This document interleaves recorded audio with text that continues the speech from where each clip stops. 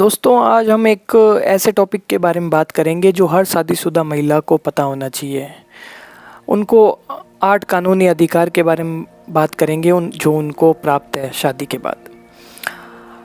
होता क्या है, शादी एक गहरी नींव है जो समाज में लोगों को, परिवार को आपस में बांध कर रखती है। बहुत से लोग शादीशुदा ज़िंदगी को सफल तरीके से जीने में कामयाब हो जाते हैं, वहीं बहुत से लोग एक खौफनाक और कठिन परिस्थितियां बन जाती है। ऐसे कई मामले सामने आते हैं जिनमें महिलाएं सालों तक अपने ऊपर हो रहे अत्याचारों को सहती रहती है क्योंकि उन्हें अपने अधिकारों की जानकारी नहीं होती। इस कड़ी में हम आपको इंडियन लीगल राइट्स या उन अधिकारों के बारे में बताएंगे जो महिलाओं के हित को ध्यान में रखकर बनाए गए हैं और इनके बारे में सभी को ज़रूर पता होना चाहिए। सबसे पहले आप लोग चैनल को सब्सक्राइब कर दीजिए और ये वीडियो ज़रूर शेयर करें ताकि हर महिला पर हो रहे अत्याचारों के खिलाफ वो आवाज़ उठा सके उनके अधिकारों के तहत। सबसे पहले हम फर्स्ट अधिकार और राइट्स के बारे में बात करेंगे जो है मैट्रिमोनियल होम या पति के घर में रहने का अधिकार। इसमें एक पत्नी को मैट्रिमोनियल होम या अपने ससुराल में रहने का पूरा अधिकार है, चाहे परिस्थिति किसी भी तरह की हो, चाहे उनके पति की मृत्यु ही क्यों ना हो गई हो, फिर भी एक पत्नी अपने ससुराल में रह सकती है। अगर बात तलाक तक पहुंच चुकी है तब भी एक पत्नी अपने पति के घर में तब तक रह सकती है जब तक कि उसे रहने के लिए दूसरी उचित जगह नहीं मिल जाती। अगर महिला उसी घर में रहना चाहे तो यह भी उसके लीगल हक में है। दूसरे अधिकार और राइट्स के बारे में बात करते हैं। तलाक का अधिकार। हिंदू मैरिज एक्ट सेक्शन 13 1995 के अंतर्गत एक महिला अपने पति की सहमति के बिना भी उस स्थिति में तलाक लेने का अधिकार रखती है जब उसके साथ पति ने बेवफाई की हो या उस महिला के साथ निर्दयता या शारीरिक और मानसिक अत्याचार आदि किया हो। इसके साथ ही महिला अपने पति से मेंटेनेंस चार्ज की मांग कर सकती है। इंडियन पेनल कोड सेक्शन 125 के तहत एक पत्नी अपने और अपने बच्चे के लिए अपने पति से फाइनेंशियल मेंटेनेंस की मांग कर सकती है, खास तौर से जब उसका पति ज़्यादा कमाता हो। तीसरे राइट्स की बात करेंगे हम। स्त्री धन का अधिकार।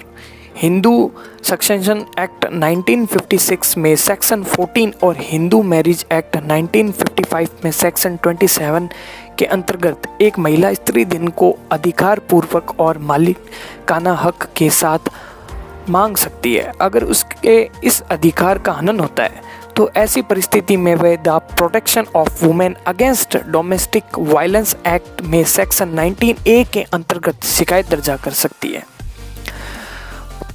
थर्ड राइट्स के बारे में हम बात करते हैं। बच्चे की कस्टडी का अधिकार। एक महिला के पास इस बात का पूर्ण रूप से अधिकार होता है कि वह अपने बच्चे की कस्टडी की मांग कर सकती है, खास तौर पर यदि बच्चा 5 साल से छोटा हो। इसके साथ ही अगर वह अपना ससुराल छोड़कर जा रही है, ऐसी परिस्थिति में भी वह किसी कानूनी ऑर्डर के अपने बच्चे को अपने साथ ले जा सकती है। इसके साथ ही एक समान कस्टडी का अधिकार प्राप्त होने के बावजूद भी अगर घर में विवाद की स्थिति पैदा होती है तो महिला अपने बच्चे की कस्टडी अपने पास रख सकती है। चौथे राइट के बारे में हम बात करेंगे। अबॉर्शन का अधिकार। इसके साथ ही एक महिला के पास अपने गर्भ में पल रहे बच्चे को गिराने का अधिकार होता है।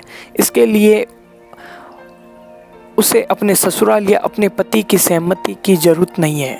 The medical termination of pregnancy act 1971 के अंतर्गत एक महिला अपनी प्रेगनेंसी को किसी भी समय ख़त्म कर सकती है। इसके लिए प्रेगनेंसी का 24 सप्ताह से कम होना ज़रूरी है। कुछ स्पेशल केस इसमें एक महिला अपने प्रेगनेंसी को 24 सप्ताह के बाद भी अबॉर्ट करा सकती है। इसके लिए इंडियन कोर्ट ने उसे अधिकार दिया है।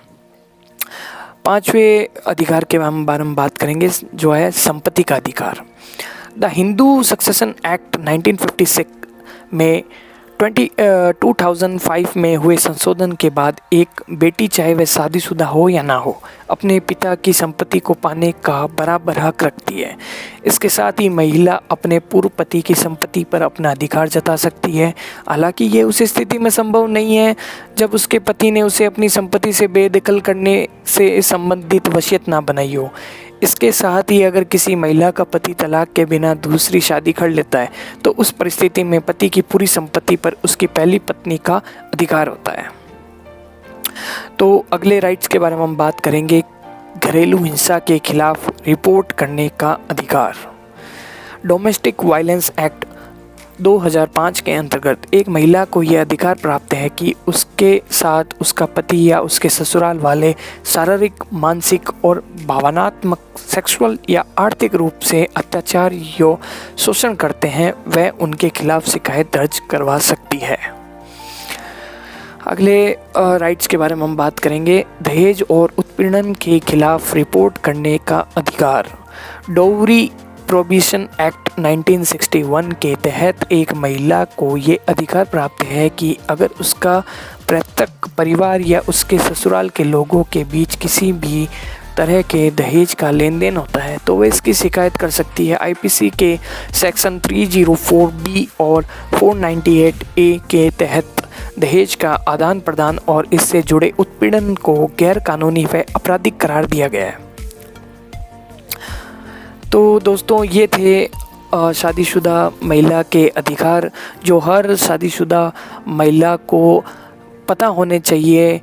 अगर उन पर कोई किसी प्रकार का अत्याचार हो रहा है तो वह इन अधिकारों और राइट्स के थ्रू वह उनके खिलाफ लीगल एक्शन ले सके। तो थैंक यू। शेयर करना मत भूलिएगा दोस्तों।